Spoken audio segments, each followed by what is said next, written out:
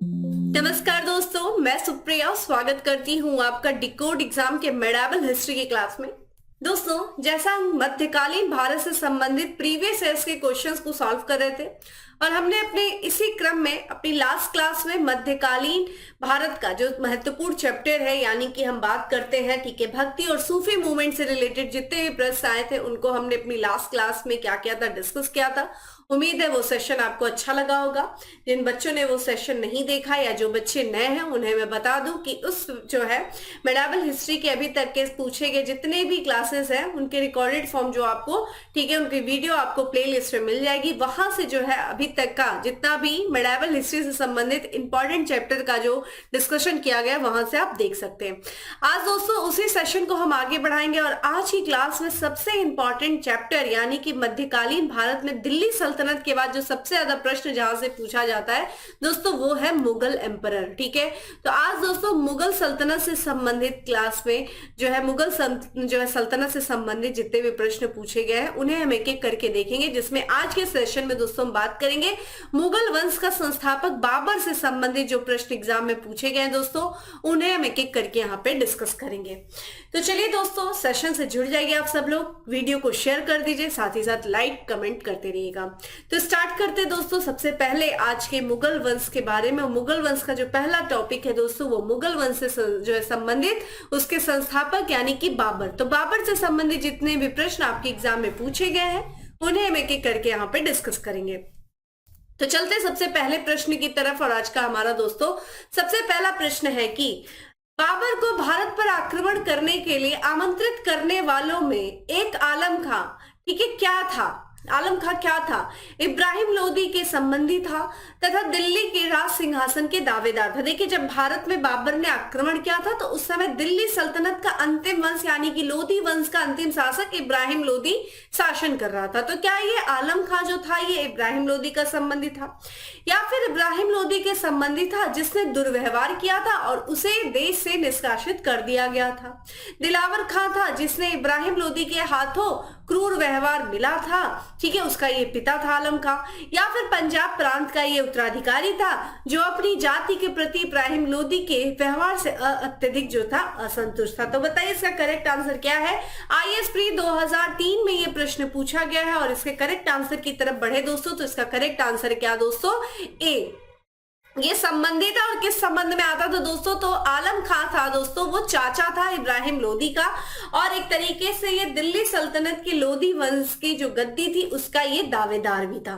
ठीक है, और ये चाहता था कि भाई किसी तरह से हमें जो है ये गद्दी मिल जाए। इसके लिए जो है दोस्तों क्या किया कि यहाँ पे जो उस समय पंजाब प्रांत का दोस्तों गवर्नर था, ध्यान रखिएगा, ठीक है, जिसका नाम क्या था? दौलत खां। ठीक है, दौलत खां को, ठीक है, दौलत खां ने क्या किया था दोस्तों? आमंत्रण दिया था किसको? यहाँ पे, ठीक है, बाबर को कि भाई आओ भारत में आक्रमण करो और ये जो शासक है जो दिल्ली की गद्दी पर बैठा है उसको अपदस्थ करके, ठीक है, उसके जो एक तरीके से जो दावेदार है यानी कि आलम खां को गद्दी पर पदस्थ करो। ठीक है, तो बाबर तो बहुत लंबे समय से इंतजार कर ही रहा था, एक अच्छा सुनहरा मौका मिल गया था।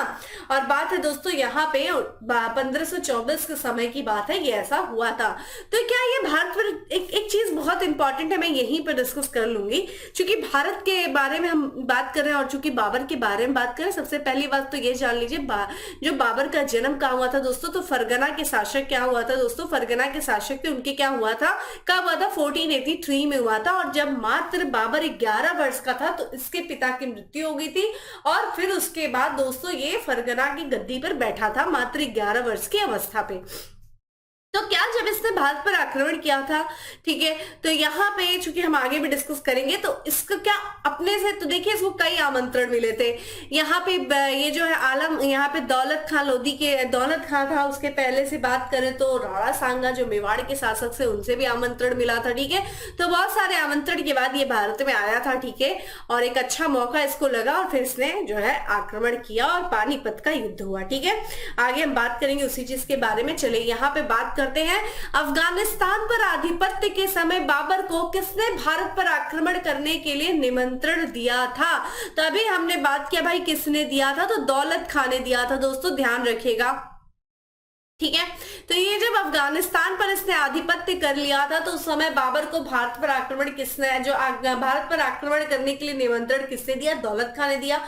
क्योंकि बात ध्यान रखिएगा, इस निमंत्रण के पहले भी भारत पर 4 बार जो है बाबर ने आक्रमण किया था। देखिए इस तरीके से आजकल प्रश्न पूछ रहे हैं, ये तो चूंकि पूछा जाएगा, लेकिन अब आयोग थोड़ा सा हट करके पूछ सकता है, ये भी पूछ सकता है कि बाबर ने भारत पर पहला आक्रमण कब किया था दोस्तों, तो वो ध्यान रखिएगा 1519 में किया था। और इस समय इसने बाजौर, ठीक है, बाजौर और साथ ही साथ दोस्तों इसने भेरा पर अधिकार कर लिया था। ठीक है, भेरा पर इसने क्या किया था? अधिकार किया था।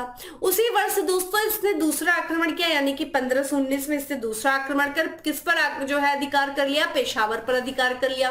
फिर अगेन अगले वर्ष यानी कि 1520 की बात है दोस्तों, 1520 के समय इसने जो है भारत पर आक्रमण करके सियालकोट पर, ठीक है, किस पर दोस्तों? सियालकोट पर इसने अधिकार कर लिया। और फिर 1524 की बात है दोस्तों, ये बहुत इंपॉर्टेंट है, 1524 के समय की बात है दोस्तों, इसने जब भारत पर आक्रमण किया तो ध्यान रखिएगा लाहौर, ठीक है, प्लस की बात करें दोस्तों तो दीपालपुर, ठीक है, दीपालपुर पे इसने क्या कर लिया? अधिकार कर लिया। ठीक है, तो ये जो है भारत पर, ठीक है, इब्राहिम लोदी यानी कि पानीपत युद्ध के पहले जो है भारत ने बाबर ने 4 आक्रमण किए थे। और 1524 की बात है दोस्तों, एक घटना हो गई। वो घटना क्या हो गई भाई?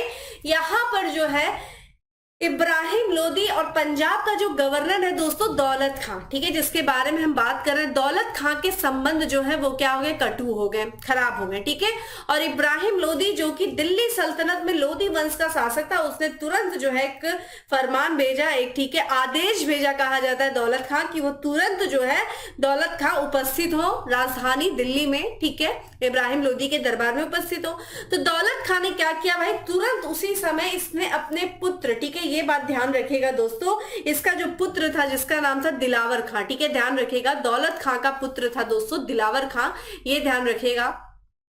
दिलावर खां को, ठीक है, क्या किया? दिलावर खां को जो है बाबर के पास भेज दिया संदेश देकर कि भाई आओ भारत पर आक्रमण करो और ये जो दिल्ली में बैठा शासक है यानी कि इब्राहिम लोदी को अबदस्त करो, और उसके जो एक दावेदार है आलम खां को, जो कि इब्राहिम लोदी के चाचा हैं, उनको गद्दी पर बैठाओ। ठीक है, अब जो बाबर दिन और रात, कहा जाता है, खुली आंखों से सपने देखता था कि भाई भारत पर अधिकार किया जाए। और कुछ ही दिन इसकी, कुछ ही 1 साल पहले की बात है, लगभग कुछ साल पहले, 1 ही साल के लगभग पहले जो है राणा सांगा भी आया था, उसने भी यही जो है कहा जाता है, राणा सांगा आए थे दरबार में, ठीक है, प्रत्यक्ष रूप से जो है मिले थे इब्राहिम लोदी से, चूंकि बाबर से, और वो भी कहते कि भाई ये जो लोदी वंश का शासक है इसको हटाने में मेरी मदद करो। अब ये सुनहरा मौका देख रहा था कौन भाई? ये बाबर, और वो फिर उसको मौका मिल गया और फिर उसने भारत पर आक्रमण किया 1526 में दोस्तों, ठीक है, इब्राहिम लोदी को परास्त किया था। तो ये बात ध्यान रखिएगा कि 1526 से पहले भी बाबर ने भारत पर 4 आक्रमण किए थे। पहला आक्रमण 1519 में किया था। ये चारों जो पॉइंट है जो मैंने अभी आपको लिखा है, इनको प्लीज कहीं नोट डाउन कर लीजिएगा, बिल्कुल पूछा जा सकता है। ठीक है, चलिए भाई अगले प्रश्न की तरफ बढ़ते हैं। और अगला प्रश्न है दोस्तों हमारा कि मुगल कालीन भारत के, माफ करिएगा, मध्यकालीन भारत के मुगल शासक वस्तुतः थे क्या थे दोस्तों?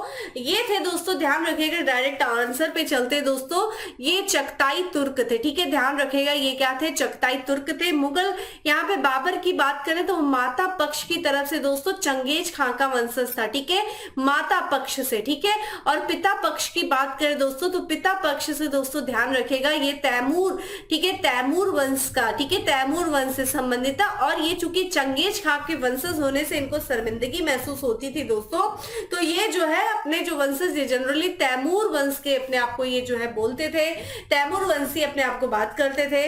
और यही कारण है यहाँ पे जो है ये चगताई तुर्क थे, ये जो मुगल शासक थे। ठीक है, अगला प्रश्न की बात करें दोस्तों, यहाँ पे अगला प्रश्न है कि इनमें से किसने बाबर को सर ए पुल के युद्ध में पराजित किया था? तो सर ए पुल का युद्ध दोस्तों जो हुआ था, कब हुआ था, ये आपके लिए इंपॉर्टेंट हो जाता है। कब पर? यहाँ पे दोस्तों देखिए, ध्यान रखिएगा, इस युद्ध की बात करें दोस्तों तो ये 1501 ईस्वी में दोस्तों हुआ था। ठीक है, 1 ईस्वी में जो है सर ए पुल का युद्ध हुआ था। किसके किसके बीच? बाबर और शैबानी खान के मध्य में हुआ था।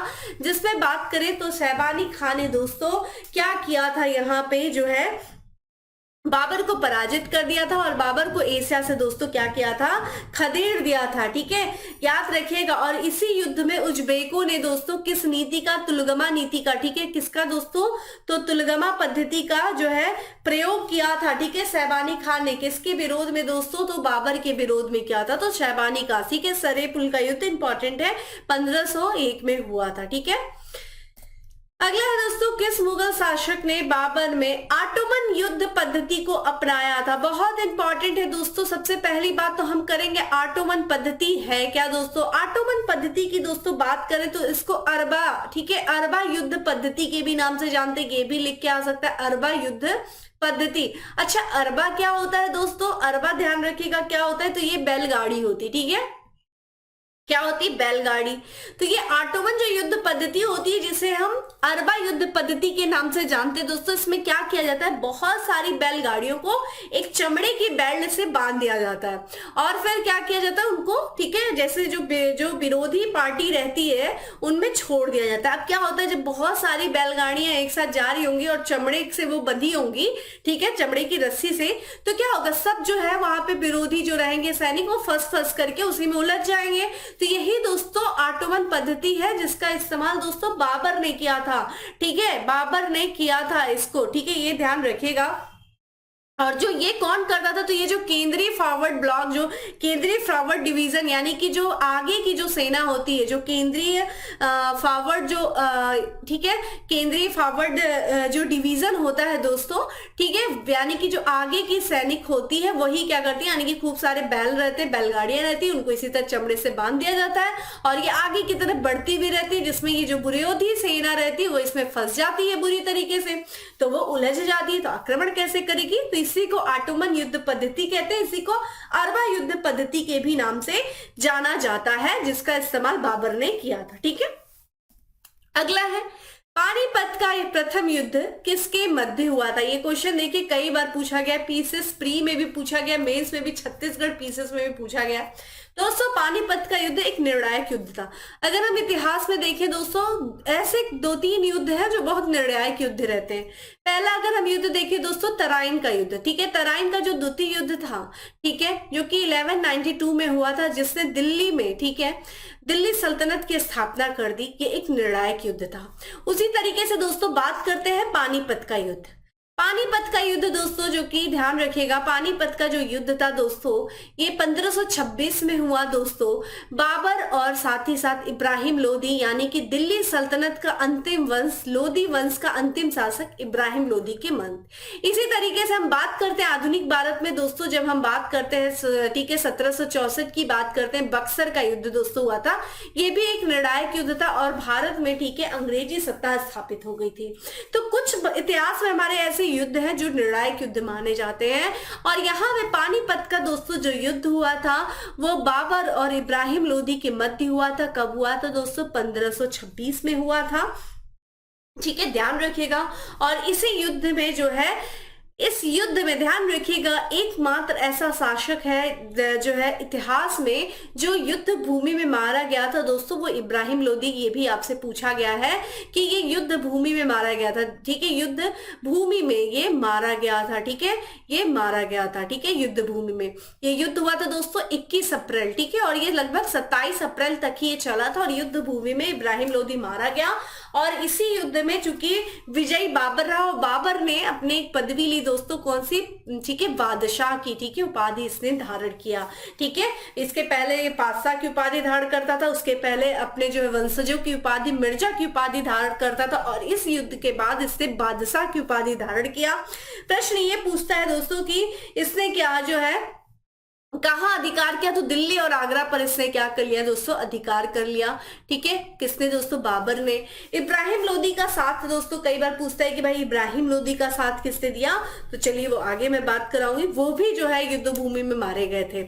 यहाँ पे हम बात करते हैं पानीपत की युद्ध में बाबर, ठीक है, बाबर नहीं है। बाबर की जीत का मुख्य कारण क्या था? उसकी घोड़सवार सेना थी, उसकी सैन्य कुशलता थी, तुलगमा प्रथा थी, अफगानों की आपसी फूट थी। दोस्तों ध्यान रखिएगा, पानीपत का जो युद्ध था जो कि 21 अप्रैल 1526 में, ठीक है, बाबर और इब्राहिम लोदी के बीच में हुआ था। इस युद्ध में देखा जाए इब्राहिम लोदी की सेना बहुत ही बड़ी थी और किसकी तुलना में? बाबर की तुलना में। बाबर की सेना बहुत छोटी थी, लेकिन बाबर की सेना जो कि युद्ध कुशलता उनकी काफी अच्छी थी, तो उसकी जो युद्ध कुशलता थी उस कारण से बाबर की सेना इब्राहिम लोदी की इतनी बड़ी सेना को हरा करके भारत की धरती पर मुगल सत्ता को स्थापित कर सकी। ठीक है, ये बात ध्यान रखिएगा। बाबर की इब्राहिम लोदी पर विजय का क्या कारण था? बाबर की वीरता, ठीक है, या फिर तोपखाना? अभी हमने बात किया भाई नहीं, कुशल सेना नायक। ठीक है, बाबर एक कुशल सेना नायक था, ठीक है, और इसने जो कि इब्राहिम लोदी को कहा भी था कि ये भाई बहुत अनुभवहीन शासक है, इसे पता ही नहीं है कि कैसे युद्ध करना, ये कहीं भी घुस जाता। और बाबर ने विजय नगर के शासक, ठीक है, कृष्णदेव राय की ही तारीफ की थी। बाकी तो इसे इब्राहिम लोदी को तो इसने बोला ये भी बच्चा, ऐसे तो कुछ पता ही नहीं, अनुभवहीन शासक है। बाकी देखा जाए तो बाबर जो है इब्राहिम लोदी पर जो विजय का कारण था वो कुशल सेना, ठीक है, शासक था। चलिए, कुशल सेना नायक था।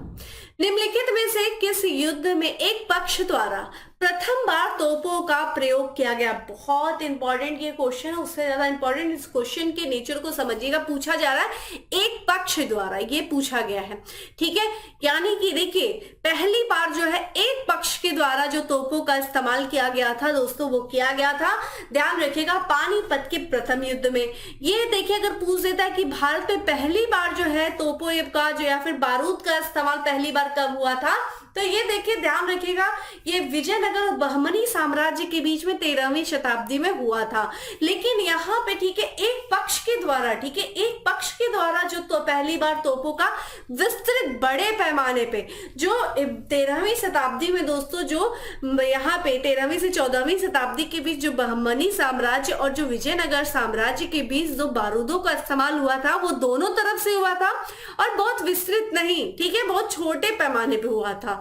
लेकिन यहाँ पे जो है एक पक्ष के द्वारा यानी कि बाबर पक्ष के द्वारा बहुत विस्तृत पैमाने पर बारूदों का, ठीक है, तोपों का प्रयोग किया गया था पानीपत के प्रथम युद्ध में। तो ये प्रश्न इंपॉर्टेंट है कि एक पक्ष, अगर दोनों पक्ष पूछ दे तो भाई वो बहमनी और विजयनगर साम्राज्य की बात हो जाती है, ठीक है। अच्छा, यहाँ पे अगर आपसे पूछ दे भाई कि क्या यहाँ पे जो है जो यहाँ पे जो तोप जो इस्तेमाल किया जा रहा था, तो यहाँ पे नेतृत्व किसके द्वारा किया था, तो तोप खाने का पूछा जा सकता है भाई।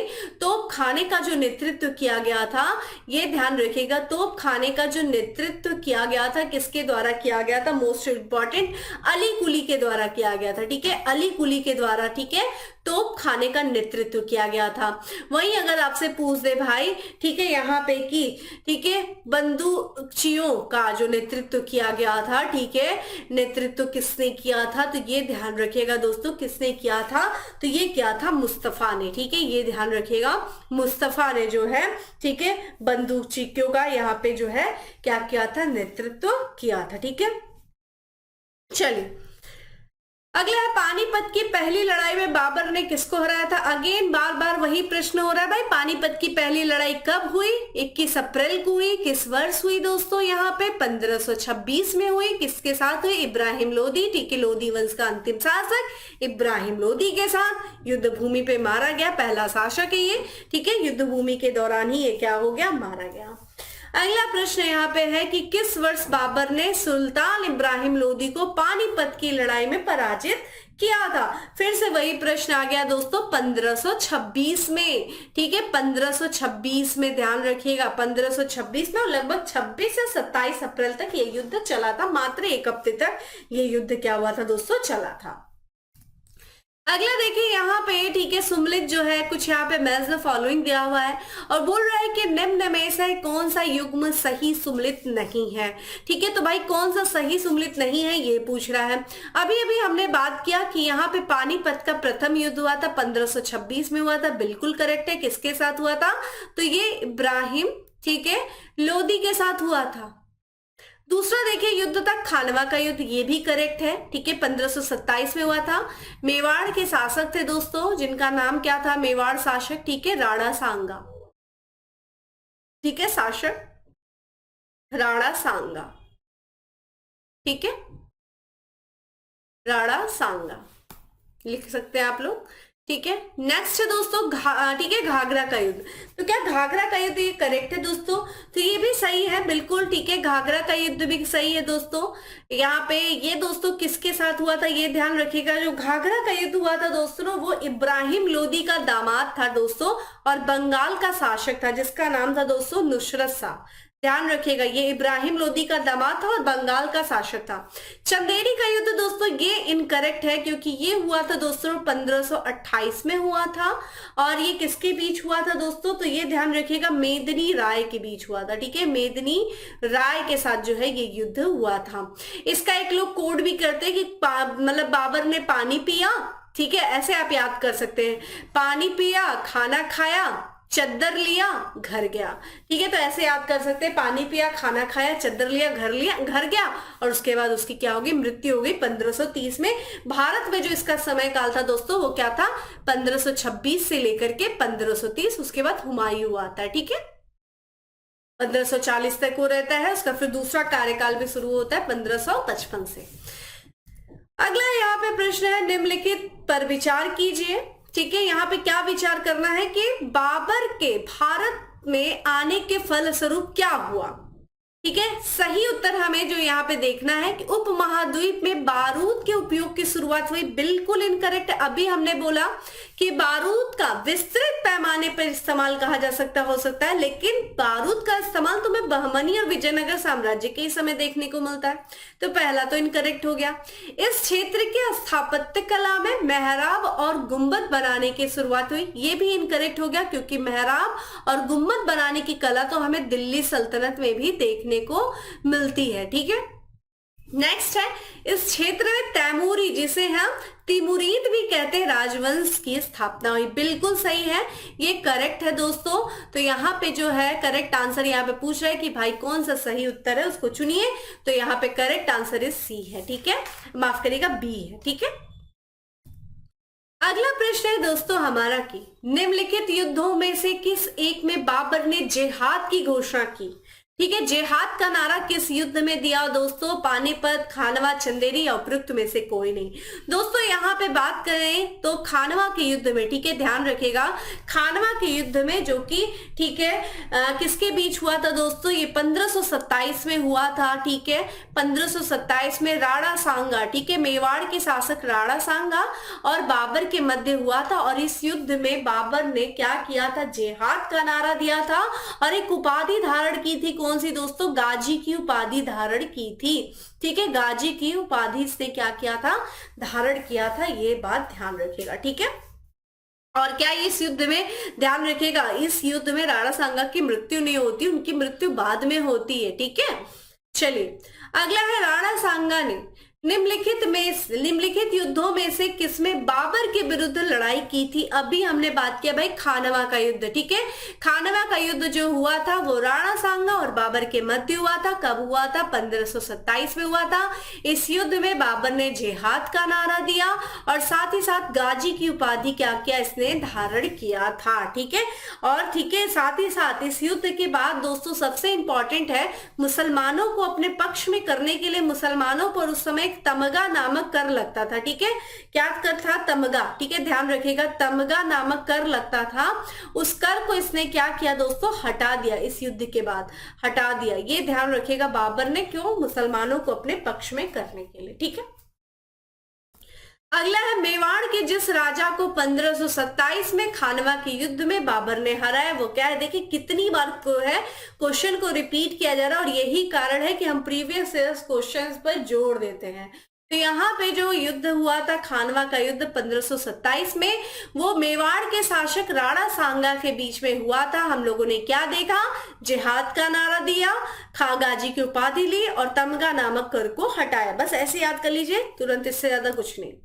खानवा के युद्ध में कौन पराजित हुआ भाई? कौन पराजित हुआ? राणा सांगा पराजित हुआ। ठीक है, ध्यान रखिएगा, खानवा के युद्ध में दोस्तों राणा सांगा जो है वो पराजित हुआ था। ठीक है, ये ध्यान रखिएगा।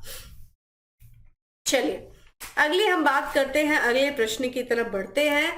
और अगला प्रश्न है कि भारत के मुगल शासक बनने पर जहरुद्दीन मोहम्मद ने नाम रखा, क्या नाम रखा? यहाँ पे देखिए बाबर का नाम बहुत इंपॉर्टेंट है। अगर आपसे पूछा जाए भाई बाबर का वास्तविक नाम क्या था, तो जहरुद्दीन मोहम्मद बाबर था। ठीक है, जहरुद्दीन मोहम्मद बाबर था। ठीक है, ध्यान रखिएगा, करेक्ट आंसर इज ए है। ठीक है, जहरुद्दीन मोहम्मद बाबर था। ठीक है, बाबर ने सर्वप्रथम पादशाह की पदवी धारण की कब किया था भाई? पादशाह की पदवी इसने, तो ध्यान रखिएगा दोस्तों यहाँ पर जब फरगना के, ठीक है, बाबर ने अपने फरगना के शासनकाल में, ठीक है, ध्यान रखिएगा 1501 की बात है दोस्तों।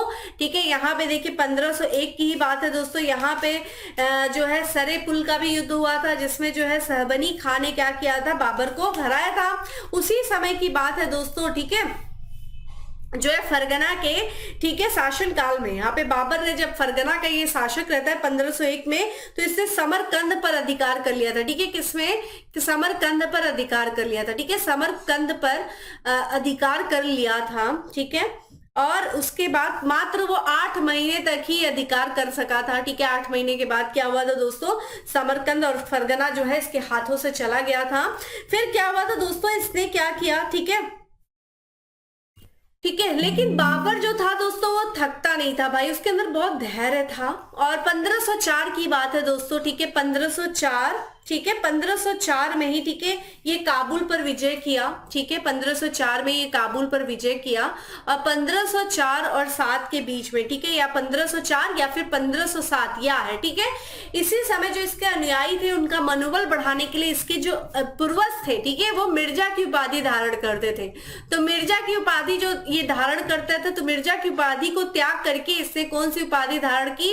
तो पादशाह की उपाधि धारण किया। ठीक है, काबुल विजय के बाद। ठीक है, 1504 या फिर 1507। और इससे जब पानीपत का प्रथम युद्ध जीता, यानी कि 1526 में इसने कौन सी उपाधि धारण की? बादशाह की उपाधि धारण की। ठीक है, अगला है, बाबर के साम्राज्य में सम्मिलित थे कौन से क्षेत्र? देखिए काबुल का क्षेत्र था। ठीक है, यहाँ पे पंजाब का क्षेत्र था, आधुनिक जो उत्तर प्रदेश का क्षेत्र था वो भी शामिल था, लेकिन आधुनिक राजस्थान का क्षेत्र नहीं था। इस समय बहुत सारे देखा जाए दोस्तों तो विभिन्न राजपूत शासक थे जो लगातार बाबर का विरोध करते थे, इसलिए जो है आधुनिक राजस्थान वाला क्षेत्र बाबर के क्षेत्र साम्राज्य में नहीं शामिल हुआ था। तो करेक्ट आंसर क्या हो जाएगा?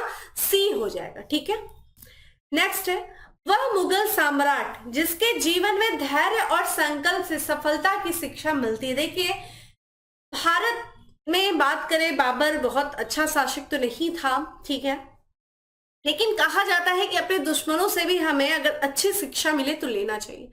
बाबर ने अगर हमें क्या सीखा है? धैर्य और संकल्प। अगर आपके पास धैर्य और अगर आप संकल्प अगर आपके पास है तो आप जीवन में कुछ भी कर सकते हैं। इवन बाबर ने दोस्तों अपने पुत्र हुमायूं को एक शिक्षा दी थी कि संसार उसका है जो क्या करता है? परिश्रम करता है, यानी कि सफलता उसी की है जो परिश्रम करता है, सिलेक्शन उसी का होगा जो परिश्रम करता है।